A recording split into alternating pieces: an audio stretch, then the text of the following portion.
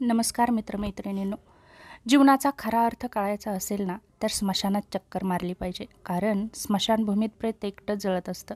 हे पाहून असंख्य प्रश्नांची मनात एक गदारोळ उत्पन्न झाला.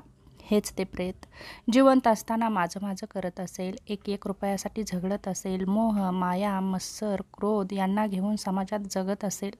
आरेला कारे करणारा देह आज मात्र जळतोय, शांत, स्तब्ध, एकाकी, स्वतःला जाळून घेतोय. जिवलगांनी त्यांच्यासाठी जीव लावला, ते आज ओक्साबोक्शी रडले. घरापासून स्मशानभूमीपर्यंत सोबती झाले खरे, परंतु विधी संपताच त्यांनी घराचा रस्ता धरला. घरी जाऊन त्यांनीसुद्धा कडू घास काढण्यासाठी 2-4 घास पोटात घातले. आज 2-4 घास, पण उद्यापासून पोटभर अन्न खातील ते. जमवलेल्या लाखो रुपयांच्या संपत्तीपैकी फक्त फुटका रुपया मुखात आलाय.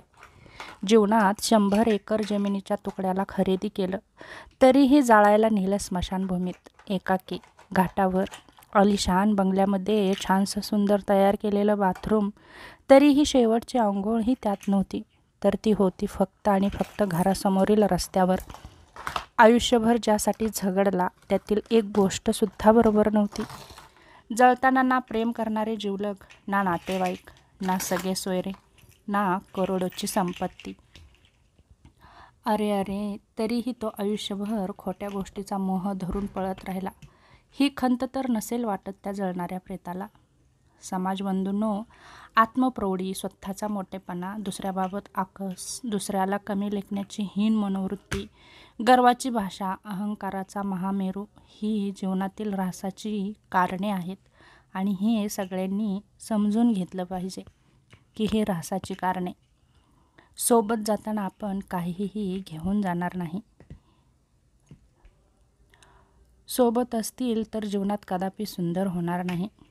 चला, जीवन सुंदर बनवण्यासाठी काम, क्रोध, लोभ, मत्सररूपी लक्षणांना दूर ठेवून, जीवनात कितीही मोठे पद, प्रतिष्ठा, यश मिळाले तरी अहंकाररूपी सैतानाला दूर ठेवूया.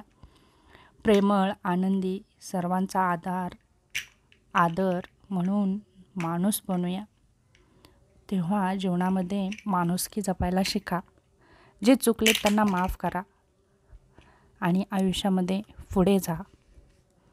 तेव्हा हा छोटासा व्हिडिओ कसा वाटला नक्की सांगा. पुढे भेटू अशाच एका छोट्याशा व्हिडिओसोबत. तोपर्यंत धन्यवाद.